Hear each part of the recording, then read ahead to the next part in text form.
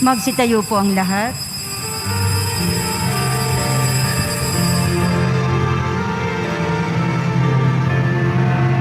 Magalak tayong lahat, si Jesu Kristo'y nabuhay, nanaig sa kamatayan.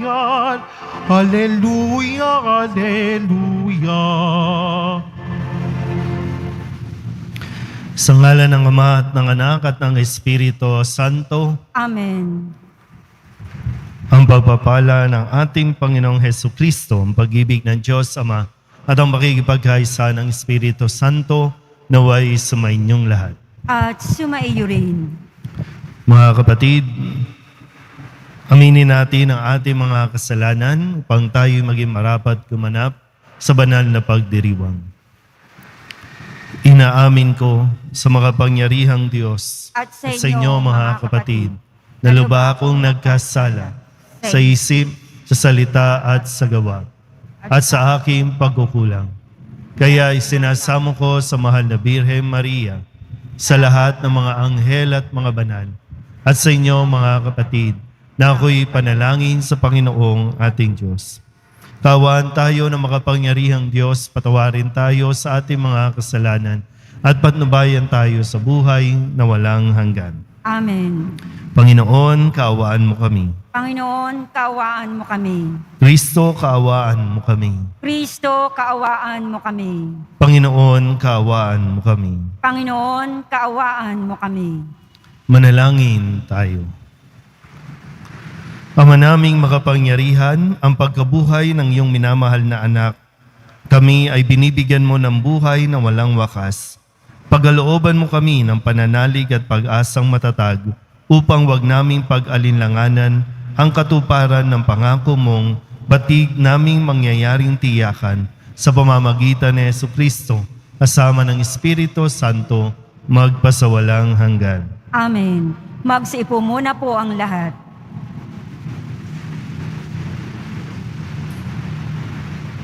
Pagbasa mula sa mga gawa ng mga apostol.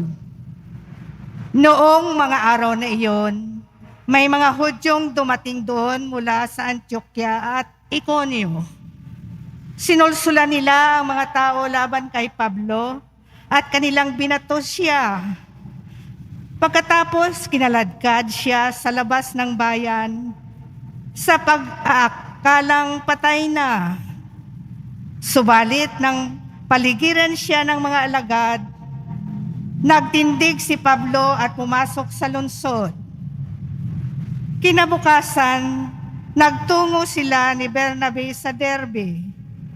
Ipinangaral ni na Pablo at Bernabe ang mabuting balita sa Derbe at marami silang nahikayat na maging alagad. Pagkatapos, nagbalik sila sa Listra sa Iconio at sa Antioquia ng Pisidia. Pinatatag nila ang kalooban ng mga alagad at pinagpayuhan na mananatiling tapat sa pananampalataya. Magdaranas muna tayo ng maraming kapighatian bago makapasok sa kaharian ng Diyos. Turo nila sa kanila. Sa bawat simbahan, humirang sila ng matatandang mamamahala at matapos manalangin at mag-ayuno, ang mga ito ay itinagubilin nila sa Panginoon na kanilang pinananaligan. Tinahak nila ang Pisidia at nakarating ng Panfilia. Ipinangaral nila sa Perga ang salita ng Diyos. At pagkatapos ay bumaba sila sa Atalia. Mula roon, naglayag silang pabalik sa Antioquia. Dito sila nagsimula ng gawaing ginanap nila matapos silang itagubilin sa pagkalinga ng Diyos. Pagdating doon, tinipon nila ang mga kaanib sa simbahan at isinalaysay ang lahat ng ginawa ng Diyos sa pamamagitan nila at kung paanong binuksan niya ang daan upang makapananampalataya ang mga hintil. At mahabang panahon silang nanatili roon, kasama ng mga alagad. Ang salita ng Diyos. Salamat sa Diyos. Talastas ng mga tao, dakilang paghahari mo. Talastas na mga tao, dakilang paghahari mo. Magpupuring lahat sa iyo, O Panginoon, ang iyong nilalang. Lahat mong nilikha ay pupurihin ka't pasasalamatan. Babanggitin nilang tunay na dakila ang iyong kaharian at ibabalitang tunay kang dakila't makapangyarihan. Talastas na mga tao, dakilang paghahari mo. Dakila mong gaway upang matalastas ng lahat ng tao. Mababatid nila ang kadakilaan ng paghahari mo. Ang paghahari mo'y sadyang walang hanggan, hindi magbabago. Talastas na mga tao, dakilang paghahari mo. Aking pupurihin ang Diyos na Panginoon. Di ko tutugutan sa ngalan niyang banal. Lahat ay magpuri magpakailanman. Talastas na mga tao, dakilang paghahari mo. Magsitayo po ang lahat.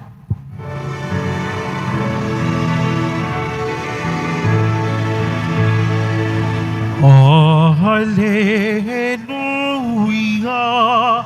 Hallelujah, Hallelujah, Hallelujah.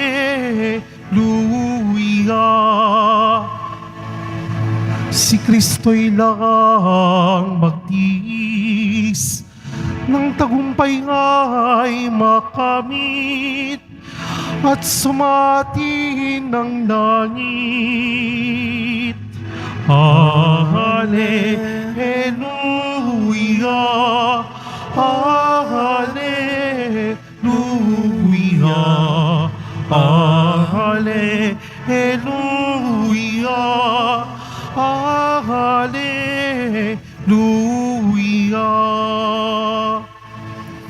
Sumainyo ang Panginoon. At sumaiyo rin. Ang mabuting balita ng Panginoon ayon kay San Juan. Papuri sa iyo, Panginoon. Noong panahong iyon, sinabi ni Jesus sa kanyang mga alagad, "Kapayapaan ang iniiwan ko sa inyo. Ang aking kapayapaan ang binibigay ko sa inyo. Hindi ito katulad ng ibinibigay ng sanlibutan. Huwag kayong mabalisa, huwag kayong matakot. Sinabi ko na sa inyo, ako'y aalis, ngunit babalik ako. Kung iniibig ninyo ako, ikagagalak ninyo ang pagpunta ko sa Ama, sapagkat dakila ang Ama kaysa akin. Sinasabi ko na ito sa inyo bago pa mangyari, upang kung mangyari na, kayo'y manalig sa akin. Hindi na ako pakahaba ng pagsasalita sa inyo, sapagkat dumarating na ang pinuno ng sanlibutan ito. Wala siyang kapangyarihan sa akin, subalit dapat makilala ng sanlibutan na iniibig ko ang Ama at ang ginagawa ko'y ang iniuutos niya sa akin." Ang mabuting balita ng Panginoon. Pinupuri ka namin, Panginoong Heso Kristo. Magsiupo mo ng lahat. Isang mapagpahalang umaga po sa inyong lahat. Ngayon po ay Martes para sa ikalimang linggo ng Pasko ng Pagkabuhay. Kung kaya, ang atin pong pananaw, ang ating pong mindset ay nakatuon sa Pasko ng Pagkabuhay at tayo naglalakbay patungo sa pagdiriwang naman natin ng pag-akyat ni Jesus sa langit. So may 2 linggo pa po sa liturhiya ng atin pong pagdiriwang ng Pasko ng Pagkabuhay. At nang mabuhay muli si Kristo, siya ay nagpatuloy na magpakita sa mga alagad at sinikap na lahat ng posible pang maituro o kaya naman maihabilin ay kanya pong pinagsisikapan na ibigay sa mga alagad. Kaya yung isipin, muli, ang paanyaya sa atin, ilagay natin ang ating pag-iisip na ilang araw na lang ay aalis na o aakyat na si Jesus patungo sa tahanan ng Ama. So kung aalis, ano ang sabi ni Kristo? Kapayapaan ang iniiwan ko sa inyo. Kapayapaan. Sino ba ang ayaw ng kapayapaan? Kapag sinabing kapayapaan, yung gusto nating mapanatag, gusto natin mapahinga, gusto natin tahimik na buhay. Hindi lang tahimik, kundi maayos na buhay. Ganon ang kapayapaan na hinahangad natin at sigurado akong yun din ang gusto ng poong Jesus Nazareno para sa ating lahat. Ang problema lang ay, ang iyo bang ipinagdarasal dito? Ang inihingi mo at itinudulog sa Nazareno ay inaakala mong magbibigay sa iyo ng kapayapaan? Iba po sa inyo, no? Para mapanatag ang kalooban, ang inihingi sa Nazareno, kagalingan. Pwedeng kagalingan ng mga kakilala ninyong may sakit. Yung iba naman, maraming pera. Yung iba naman, makapag-abroad. Yung iba, relasyon, ugnayan. Ano pa bang hinihingi natin na inaakala nating makapagbibigay sa atin ng kapayapaan? Kaya nga sabi ni Kristo, ang kapayapaang ito, hindi katulad ng kapayapaan na sinasabi ng mundo o ng sanlibutan ito. At nawa, sa puntong ito ng buhay natin, ma-check talaga natin at masabi natin, totoo nga, hindi talaga makakapagbigay ng tunay na kapayapaan na hinahanap mo ang ibinibigay ng mundong ito. Kasi ang sabi ng mundo, no, napapanood natin sa TV, sa social media, kailangan mayroon kang maraming ari-arian. Hindi na nakukontento na may bahay ka na, gusto mo pa ng ibang properties, bahay dito, bahay doon, gusto mo pa ng condo unit, no, kung saan man. Kasi nga, masarap ang sabi ng mundo, para maging mapayapa ka, kailangan mayroon ka niyan. Sa mga nandito po, maging sa nanonood sa online, ilan na ang properties ninyo? May kapayapaan ba? Kasi akala mo, kapag nakuha mo na yan, okay na, tapos na, hindi. Taon-taon, iisipin mo saan ka kukuha ng pambayad ng amilyar. Mas maraming properties, mas maraming obligasyon. Kaya imbis na makatulong at may maitulong tayo sa iba, hindi mo ito itutulong, lalayo ka pa nga, iiwas ka pa sa tao. Kasi lalapitan ka ng lalapitan dahil alam nilang mayroon ka. Sino ang mas panatag lumakad sa kalye? Yung taong sapat lang, mayroon lang? O yung taong marami? Sinong natatakot dumaan sa Quiapo? Panatag yung ibang walang alahas, walang kwintas, walang mamahaling bag, kasi wala kang iniisip na po pwedeng kunin o nakawin sa iyo. Pero kapag mayroon ka ng mga material na bagay, mamahaling bag, mamamahaling hikaw, hindi ka panatag lumakad sa kalye. At nagiging paranoid tayong lahat na ang tingin natin sa mga tao, na nakawan ka. Ano? Totoo ba o hindi? Tingnan mo, no? Kailangan na kasi natin din, no? Sabi nga ni Kristo, hindi siya sa natatakot o kaya naman hindi sa may control sa kanya ang sanlibutan, kasi dapat tayo ang may control sa sinasabi ng sanlibutan.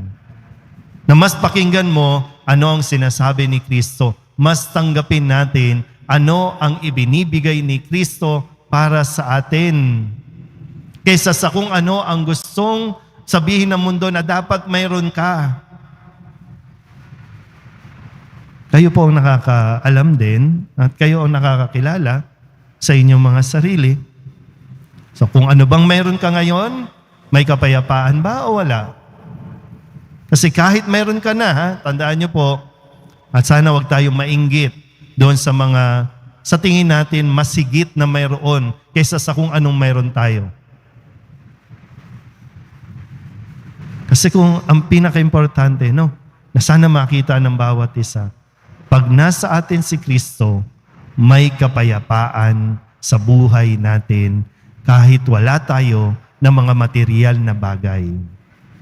Kapag nasa iyo si Kristo, kapag nasa atin si Kristo, mararamdaman mo kahit na meron kang sakit, kahit na merong mga kakulangan sa iyo, mararamdaman mo pa rin ang kapayapaan na hinahanap mo. Si Kristo, siya pa rin.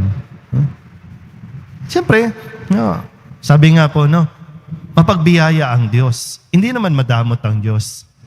Ibibigay niya sa atin ang ating pangangailangan, yung kailangan natin. Kaya kailangan maging malinaw din. Yung hinihingi mo ba talaga, kailangan mo? O kapritsyo lang? Hindi ka lang makontento sa kung anong meron. Kasi gusto mo pa ng marami. More, more, more, more.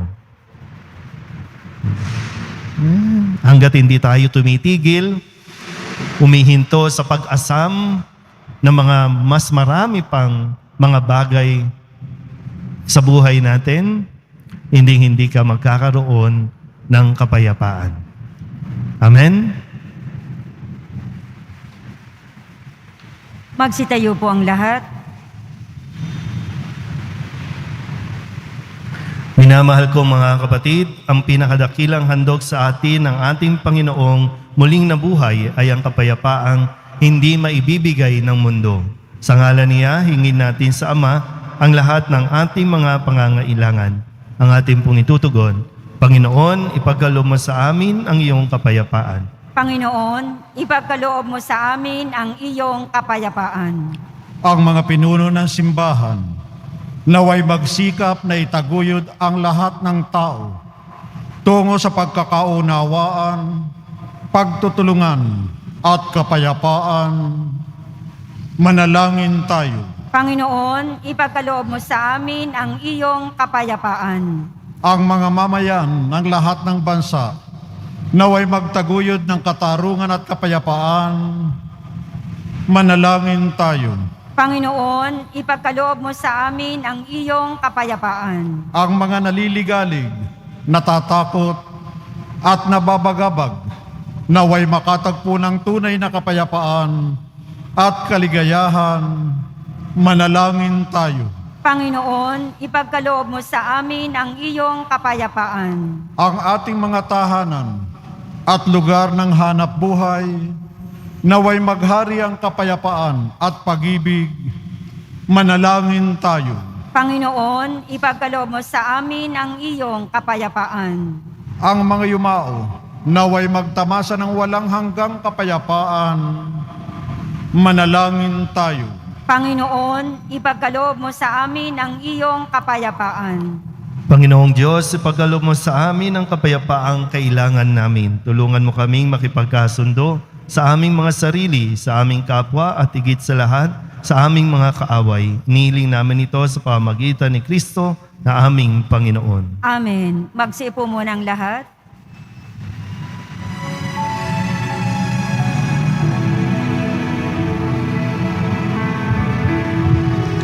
Mahal naming Diyos, inyong tanggapin ang munting alay mula sa amin. Buong puso naming hihintayin pagpapala na aming hihintayin.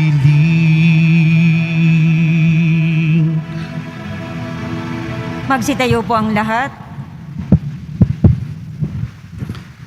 Manalangin kayo mga kapatid upang paghahain natin ay kalugdahan ng Diyos amang makapangyarihan. Tanggapin nawa ng Panginoon itong paghahain sa iyong mga kamay. Sa kapurihan niya at karangalan, sa ating kapakinabangan at sa buong sambayanan niyang banal. Ama naming lumikha, tanggapin mo ang mga alay ng iyong sambayanang natutuwa. Ang pagkabuhay ng iyong anak na niloob mo ang aming ikatuwa ngayon ay papagbungahin mo ng galak na mananatili sa amin habang panahon. Sa pamamagitan niya kasama ng Espiritu Santo, magpasawalang hanggan. Amen. Sumainyo ang Panginoon. At sumaiyo rin. Itaas sa Diyos ang inyong puso at diwa. Itinaas na namin sa Panginoon. Pasalamatan natin ang Panginoong ating Diyos. Marapat na siya ay pasalamatan. Ama naming makapangyarihan, tunay ngang marapat na ikaw ay aming pasalamatan ngayong ipinagdiriwang ang paghahain ng Mesiyas, ang maamong tupa na tumubos sa aming lahat. Siya'y talagang maaasahan at ang katapatan niya sa pananagutan ay siyang bumago sa dating pamumuhay sa sangkatauhang namihasa sa pagkasalawahan. Ang dangal ng tao ay ganap na itinampok upang mamana namin sa pakikipagkapatid kay Jesus. Kaya kaysa ng mga anghel ang sisiawit ng papuri sa iyo nang walang humpay sa kalangitan, kami nagbubunyi sa iyong kadakilaan. Santo, Santo, Santo, Panginoong Diyos ng mga hukbo, napupuno ang langit at lupa ng kadakilaan mo, hosana sa kaitaasan. Pinagpalang na paririto sa ngalan ng Panginoon, hosana sa kaitaasan. Magsilod po ang lahat. Ama naming banal, ikaw ang bukal ng tanang kabanalan.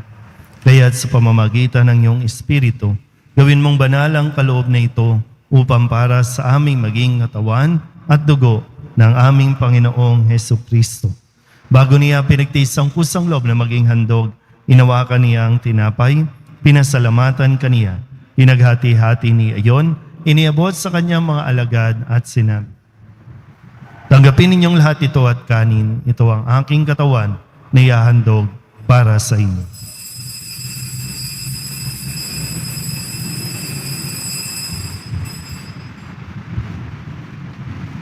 Gayun din naman nang matapos ang hapunan, inawakan niya ang kalis, muli kaniyang pinasalamatan. Inebot niya ang kalis sa kanyang mga alagad at sinabi, tanggapin ninyong lahat ito at inumin. Ito ang kalis ng aking dugo, ng bago at walang hanggang tipan. Ang aking dugo na ibubuhos para sa inyo at para sa lahat sa pagpapatawad ng mga kasalanan. Gawin ninyo ito sa pag-alaala sa akin.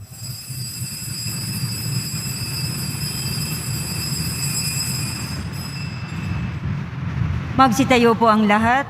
Ipagbunyi natin ang misteryo ng pananampalataya. Si Kristo ay namatay, si Kristo ay nabuhay, si Kristo ay babalik sa wakas ng panahon. Ama, ginagawa namin ngayon ang pag-alaala sa pagkamatay at muling pagkabuhay ng iyong anak, kaya tiniaalay namin sa iyo ang tinapay na nagbibigay buhay at ang kalis na nagkakaloob ng kaligtasan. Kami nagpapasalamat dahil kami iyong minarapat na tumayo sa harap mo para maglingkod sa iyo.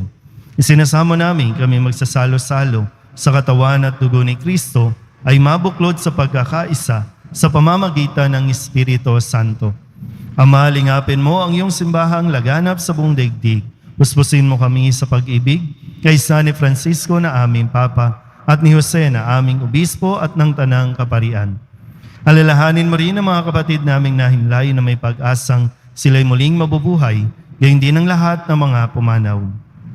Kawaan mo sila at patuloyin sa iyong kaliwanagan. Kawaan mo at pagindapating kaming lahat na makasalo sa iyong buhay na walang wakas. Kaysa ng mahal na Birhen Maria na Ina ng Diyos, ng kabiyak ng puso niyan sa San Jose.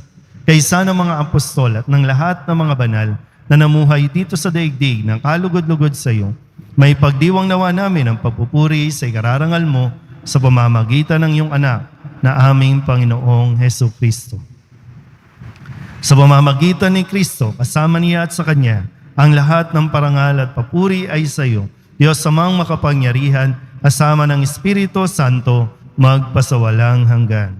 Amen. Amen. Amen. Amen. Amen. Sa Sa tagubili ng mga nakagagaling na utos sa turo ni Jesus sa Panginoon natin at Diyos, ipahayag natin ng lakas loob. Ama namin, sumasalangit ka, sambahin ang ngalan mo, mapasa amin ang kaharian mo, sundin ang loob mo dito sa lupa para nang sa langit. Bigyan mo kami ngayon ng aming kakanin sa araw-araw at patawarin mo kami sa aming mga sala para nang pagpapatawad namin sa nagkakasala sa amin. At huwag mo kaming ipahintulot sa tukso at iadya mo kami sa lahat ng masama. Hinihiling namin kami iadya sa lahat ng masama, pagkalooban ng kapayapaan araw-araw, iligtas sa kasalanan at ilayo sa lahat ng kapahamakan, samantalang aming pinananabikan ang dakilang araw ng pagpapahayag ng tagapagligtas naming sa Jesucristo. Sapagkat iyo ang kaharian at ang kapangyarihan at ang kapurihan magpakailanman. Amen. Panginoong Jesucristo, sinabi mo sa iyong mga apostol, kapayapaan ang iniiwan ko sa inyo, ang aking kapayapaan ang binibigay ko sa inyo. Tunghayan mo ang aming pananampalataya at huwag ang aming mga pagkakasala. Pagkalooban mo kami ng kapayapaan at pagkakaisa ayon sa iyong kalooban, kasama ng Espiritu Santo, magpasawalang hanggan. Amen. Ang kapayapaan ng Panginoon ay laging sumainyo. At sumaiyo rin. Magbigayan po tayo ng kapayapaan sa isa't isa.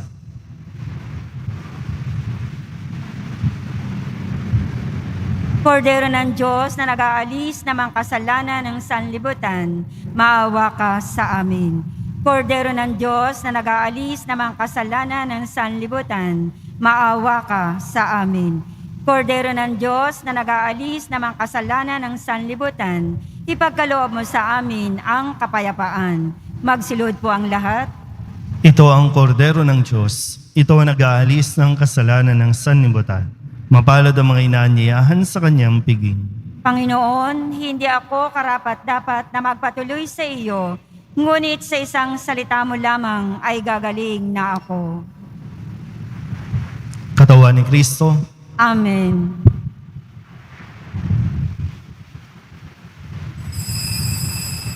Para sa lahat ng tatanggap ng banal na komunyon, sasagot po tayo ng amen pagkatasabi ng pari o ng lay minister ng katawan ni Kristo at isubo agad sa bibig bago umalis sa harapan ng pari o ng lay minister.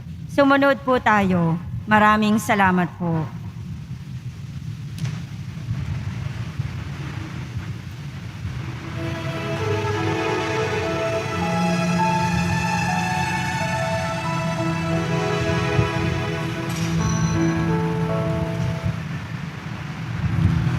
Do not let your hearts be troubled. Do not stay afraid.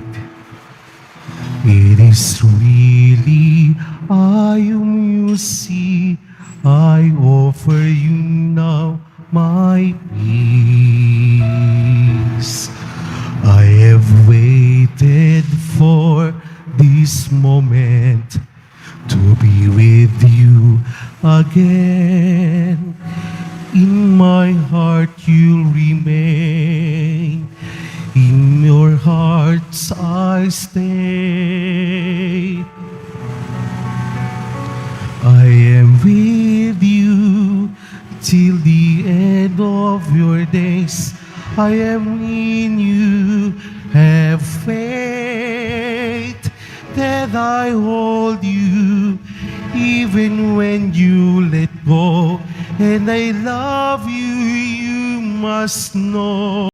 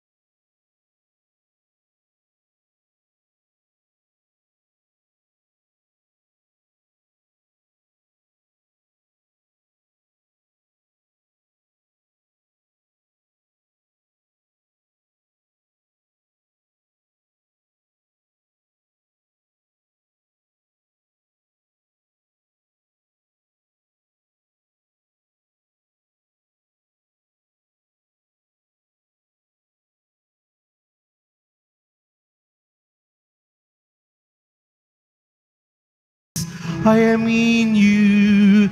Have faith and hold you, even when you let go. And I love you, you must know. I am here, I am never with you. Mga paalaala sa mga nagsisimba. Pinaalalahanan ng lahat na huwag maging kampante sa banta ng COVID-19. Bagkus, dapat nating ipagpatuloy ang tamang pagsunod sa minimum public health standards, pagsusuot ng tamang face mask. Pagkatapos ng misa, bibisikan po ang lahat ng banal na tubig. Pinakikiusapan ng lahat na manatili lamang muna sa inyong mga lugar.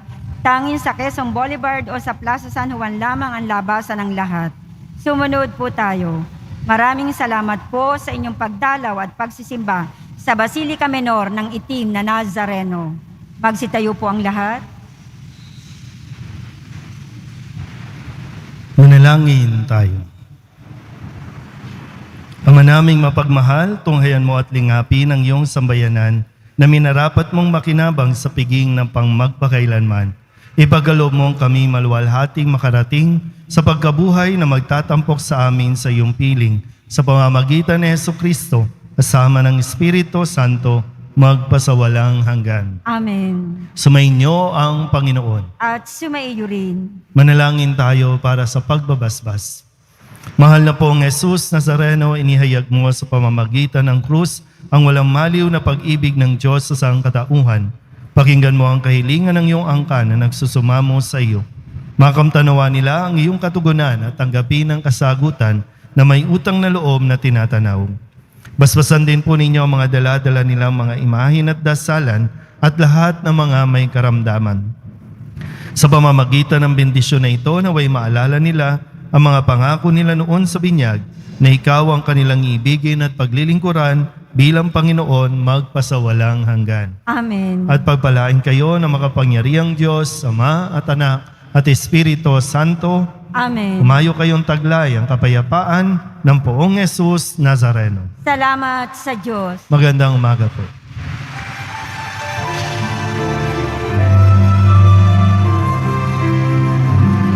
Nuestro Padre Jesus Nazareno, sinasamba ka namin. Pinipintuho ka namin.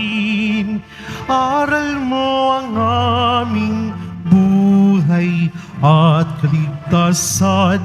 Nuestro Padre Jesus Nazareno, iligtas mo kami sa kasalanan.